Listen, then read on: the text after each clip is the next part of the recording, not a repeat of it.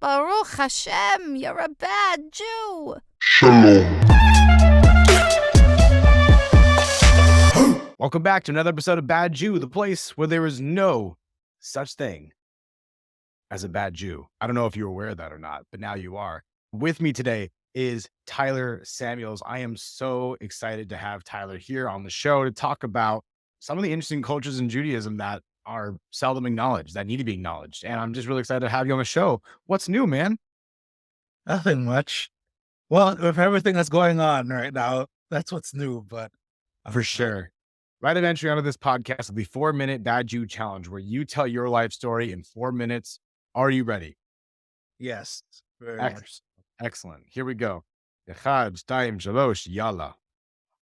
So I was born to Jamaican Jewish parents. They immigrated to Canada way back when. And I grew up in Canada in a small town, or it's now a city called Markham. And I was the only Black Jewish kid growing up there, except my cousins. And it was very interesting. I grew up very assimilated, very far away from my Judaism. And when I entered high school, I just rediscovered it. A lot of questions were asked, like how I was Jewish. There was a lot of anti-Semitism. And I realized one day that, I should know more about my heritage, about my faith, my people, my nationhood. And I spent years teaching myself and self-learning. And when I got to university, I had to deal with a lot of stuff going on. And that's what led me to Jewish advocacy. And now I do it full time with Black Jew, where I talk about everything under the sun, especially about Caribbean Jews and the history of Caribbean Jews and Jamaica, where I come from, which is a huge part of me. So that's the biography. Awesome. That was great. Great use of your 4 minutes. Kept it way under, nice and short and sweet. We love that. That was great. And be sure to follow Tyler Samuels on Instagram at Blunt Black Jew. I love the name. It's really funny. Perfect segue from your autobiography, your 4-minute Bad Jew Challenge, which you did so well. Who are the Jamaican Jews? A very small but diverse community of Jews from all over the world. When our community is over 400 years old, and it first started due to the Spanish Inquisition. Like, everyone should know the difference between Western Sephardim and Eastern Sephardim. So most Jamaican Jews, myself included, belong to Western Sephardim. So Portuguese Jews that fled from the Inquisition, most of them landed in Jamaica. And at the time, Jamaica was a Spanish colony that was controlled by Christopher Columbus and his descendants. I'm skipping through the history because it's a huge history.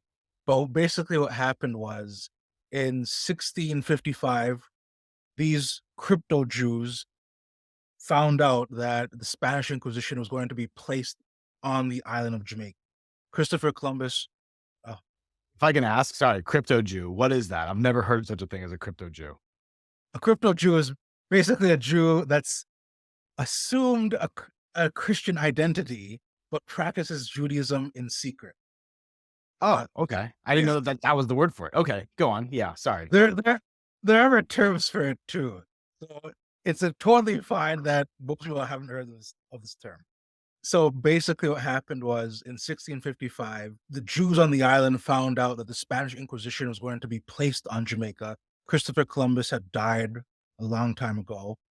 And the reason for this was the Spanish merchants on Jamaica were complaining that the Portuguese were stealing their business, their money, their livelihood. Portuguese was a derogatory term for Jews. And so they wanted to bring the Spanish Inquisition to investigate and set up the Inquisition to investigate these new Christians. And so the Jewish community of Jamaica decided this is too much. We need to take a stand here. So they contacted their Dutch Jewish relatives to ask the Netherlands if they would want to invade. The Netherlands said no. At the time, England and Spain were fighting a war. And so these Jews contacted the English authorities. The English said, yes, sure. And in May 1655, they launched an invasion. The Jews helped them with logistics, intelligence, everything under the sun. And the English quickly conquered the island. And we saw slowly but surely these crypto Jews embrace their Judaism openly and the establishment of a Jewish community. And we see throughout the history of the island of these Jews fighting for their civil rights. Because just because they removed the Spanish did not mean they got equal rights under the English/the British, but it slowly evolved. And these Jews used democracy as a way to fight for their rights. They petitioned England several times to grant them citizenship, which they got. They were the first Jews in the British Empire to win their political rights. And so it's the slow progression of this society where they're oppressing the Jews, but they want the Jews because the Jews have economic benefits because they can speak Spanish, Portuguese, Ladino, English, so they can trade Dutch, so they can trade, earn revenue. So the English need them on the island, but they don't want them there because they're taking up all the business. They're successful. And that's the Jewish story. We are oppressed, we find a way to survive, and we become successful because of that oppression. But then our oppressors get upset that we're winning and they want us gone. So so it happened everywhere. And Jamaica is no different. And ultimately, we see by the 1800s, half of the legislative assembly in Jamaica was made up of Jews, and they had to, at one point of the year during Yom Kippur, they had to adjourn the assembly because there's so many Jews that were elected. And that's the beauty of Jamaican Jewish history. It's just an amazing history, and I love this history. I love being a part of this history. So That's so cool. So, okay, I just want to recap for a second. Basically, first of all, it never even occurred to me that the Spanish Inquisition spanned out to the Spanish colonies, like the one they had in Jamaica. I think that most people, when they think of the Spanish Inquisition, they only think about it happening in Spain. There's this great graphic novel that I read in college, actually, called Mendoza the Jew, which talks about the Spanish Jews, the Sephardic Jews who were kicked out of Spain and moved to England to be safe, and they were welcomed in England because the King of England at the time thought that letting in Jews would bring in the second coming of Christ. So it's kind of another one of those situations where we don't want you here, but it will benefit us. So come on yeah, in. And also, now that you're successful, we're not going to like same yeah, kind of thing. That's a very common motif, very common order of sequence of operations that occur within our history there. So that's really intriguing. Okay, so and it's we also, I mean, I think it's pretty cool. It's a very empowering story to hear that we essentially revolted against the Spanish by giving intel, and we made ourselves valuable and positioned ourselves to survive and oh succeeded from yeah. doing so. So we went from surviving to thriving. That's a really cool story for the Jamaican Jews. So at that time, how diverse? I don't know how much you know, but how diverse was the religious spread back then? Because it sounds like Jews were a pretty predominant culture in Jamaica at that time. Funny enough, Jews made up the minority. They were the minority in Jamaica. So the religious majority obviously was Christianity. It didn't shift, but Jewish culture was spread throughout the island. So cuisine, history, music, literature. Some of the first painter artists in Jamaica was a Jew that escaped. One of the first books of poetry in Jamaica was written by a Jewish escapee from the Inquisition. And we also have to talk about pirates in the Caribbean because Jews also had a role in that. One of the most famous Jewish pirate in the Caribbean was a man called Moses Cohen Henriquez. His family is very big in Jamaica still, and his life is crazy. But basically, it's estimated that he stole over $1 billion worth of Spanish gold throughout his lifetime. His motivation was revenge, because his family endured the Spanish Inquisition. So he decided throughout his life that he was going to seek revenge against the Spanish. And so he became a pirate, a privateer. If you know who Captain Henry Morgan is, the same guy, Captain Henry Morgan Rum, named after him. He and Captain Henry had a relationship, a friendship, and when Americans established a Jewish colony in Brazil, modern day Brazil, for Jews to escape the Inquisition, and when the Portuguese recaptured the colony, obviously these Jews had to escape, and most of them escaped to Jamaica. And the reason why they were allowed to escape to Jamaica was because Enriquez had that relationship with Captain Henry Morgan, who was governor of Jamaica. And so he himself moved to Jamaica and helped establish the Jewish community. So it's a whole wild mess, but Jamaican history in Jamaica is everywhere. And you can see it, like, there's an estimate that over 500,000 Jamaicans have Jewish ancestry. That's an estimate. We don't know the exact number, but it's that dominant, but it's forgotten. It's forgotten history. Okay, that's insane. I mean, that's you touched on so many different points about the blending of cultures here that is just never, again, this is never talked about. Like you don't go into shul and learn about the cross section of Jamaican culture and Jewish culture. So this is really crazy, and this is just a neat history. So what you're saying is that this blend of cultures between the Jewish cultures, the Jewish traditional cultures, and the Jamaican cultures, it bleeds into food, which, by the way, is there such a thing as Jamaican matzo ball soup? Is that a thing? I've never had it. Like, there's Jamaican soup, but I've never had matzo balls in it. I'm pretty sure some people have done it. Okay. I wanna hear if there's any developments in the food category. You talked about the culture, which I imagine that means that there's gonna be a blend of musical influences from there. I'm sure even the language. You mentioned Ladino with a D, right? Yeah. Can you elaborate what a Ladino is exactly?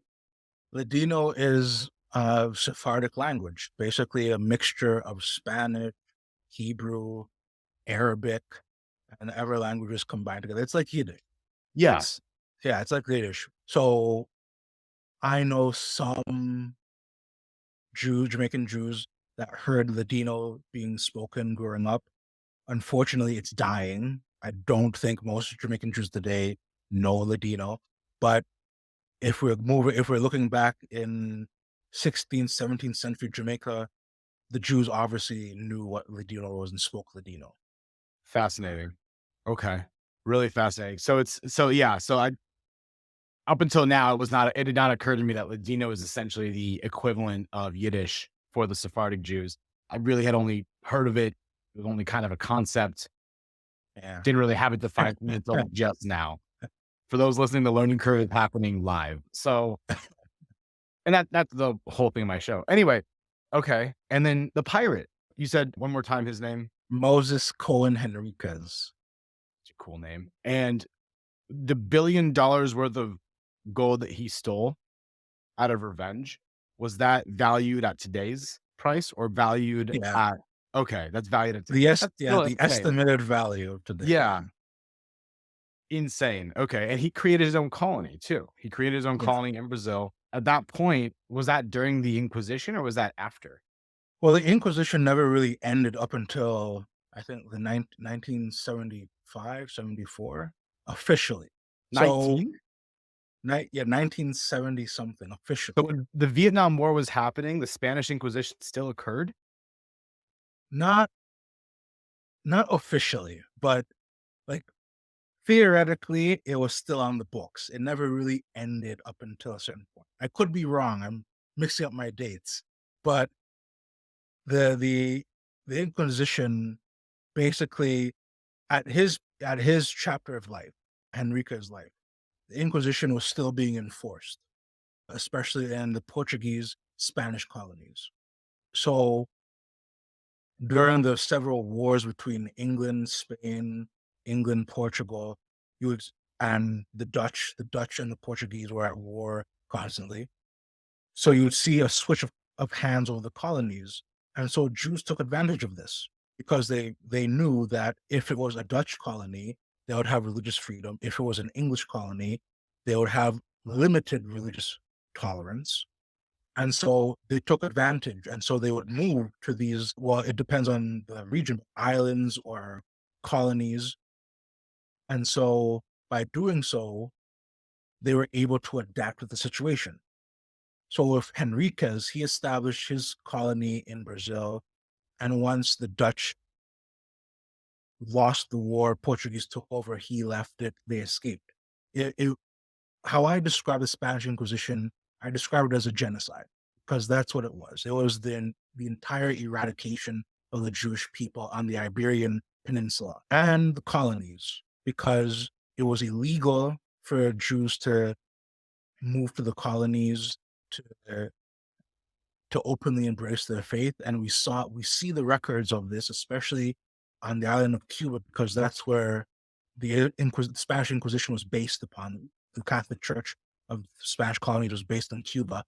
And we've seen the records of them launching investigations into the Spanish colonies to see, and they mention the Portuguese. The Portuguese are lax Christians, and they knew that these Christians were Jews, and Right. so and that's how this this history evolved into a history of freedom, resistance, revenge. So yeah, Pretty amazing. And I mean, like I know that the Inquisition also went through a few different phases. The first phase of it being you can't be Jewish, so we're going to force you to convert, or else we're going to kill you, right? And I yeah, know that in that first phase, that was that was like a lot of people opted into converting, which is why there's such a high population of people that are being discovered today in Spain that are actually Jewish, and also I guess also in South America too. yeah, The next thing is I know that phase two was that the in the Spanish Inquisition they essentially went down family lineages and tracked family trees, and they said even if you converted to Christianity, we're still going to kill you because you're impure to the religion now. Which is I think like it's something you said something really important is that it's basically a genocide.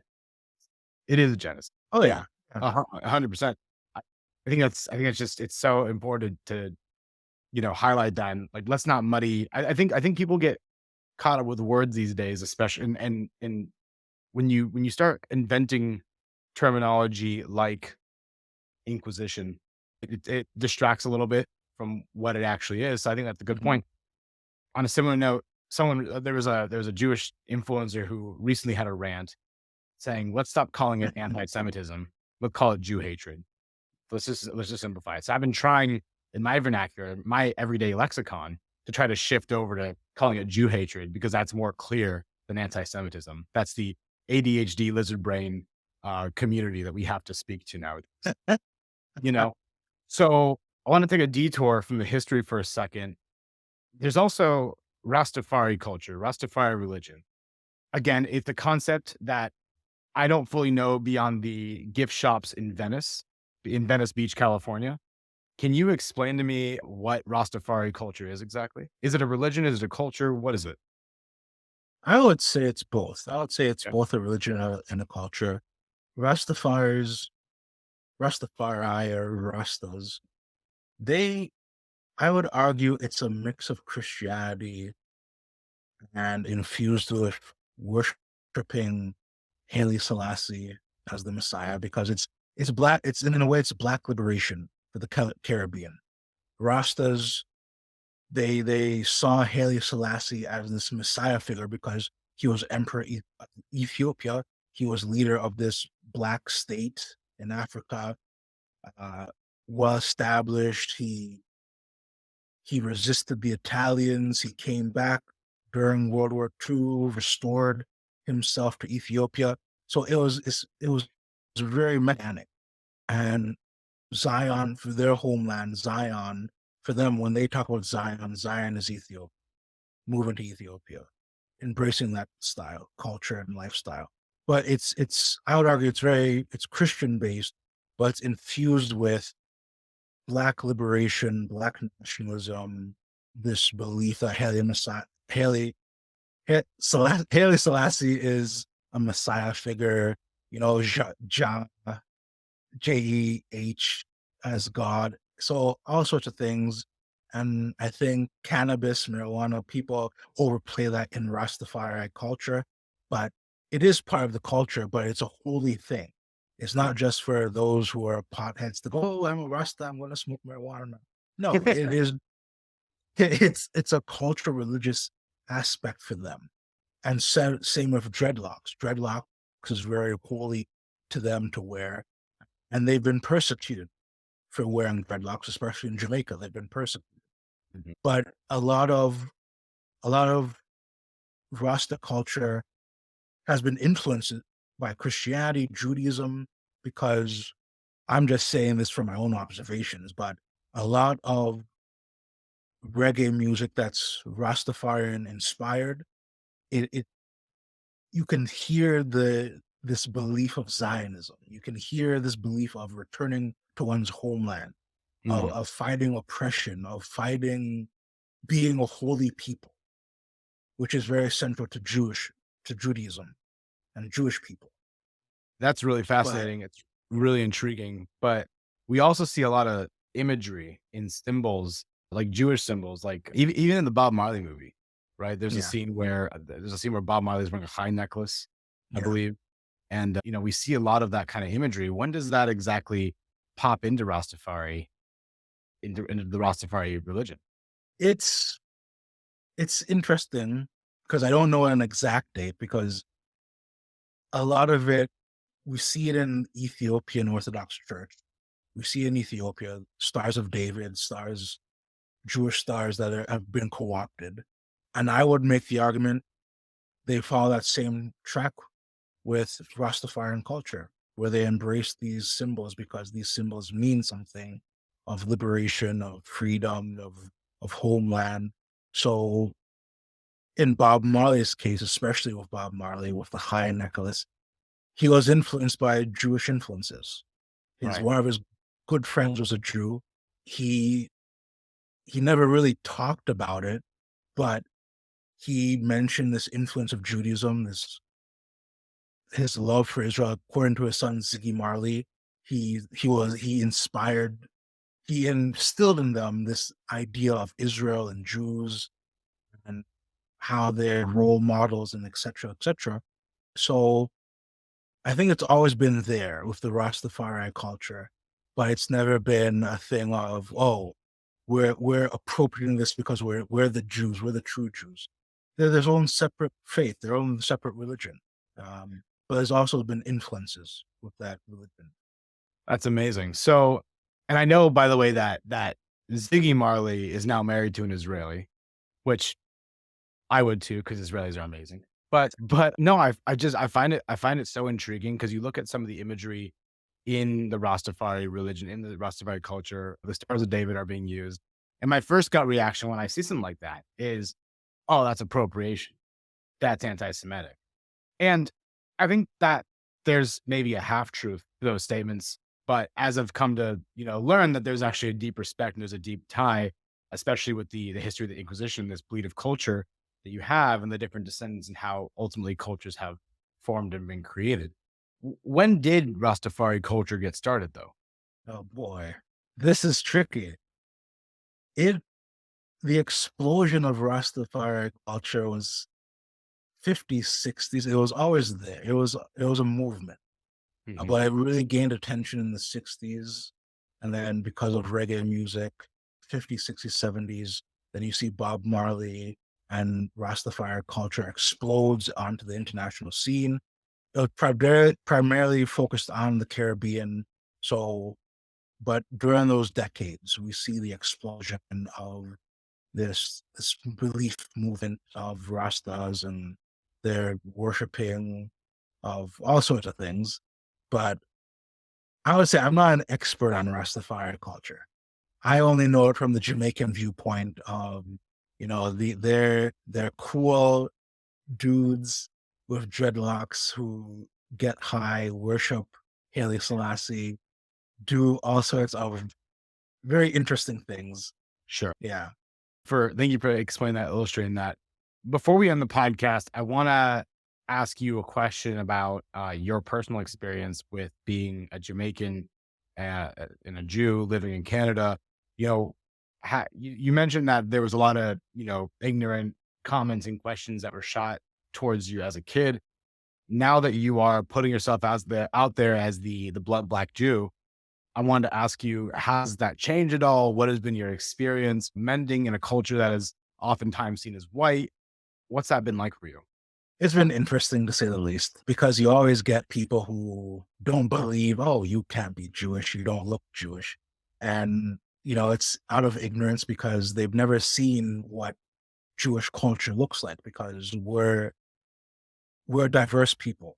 We were expelled, we blended in local communities, we embraced others that added to our community. So we're going to be diverse. We're going to have different colors, different shades.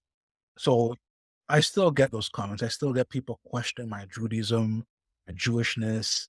I get called traitor. I get called all sorts of things because they cannot correlate that there are Jews that look like me around the world, just like there are Jews that look like you around the world.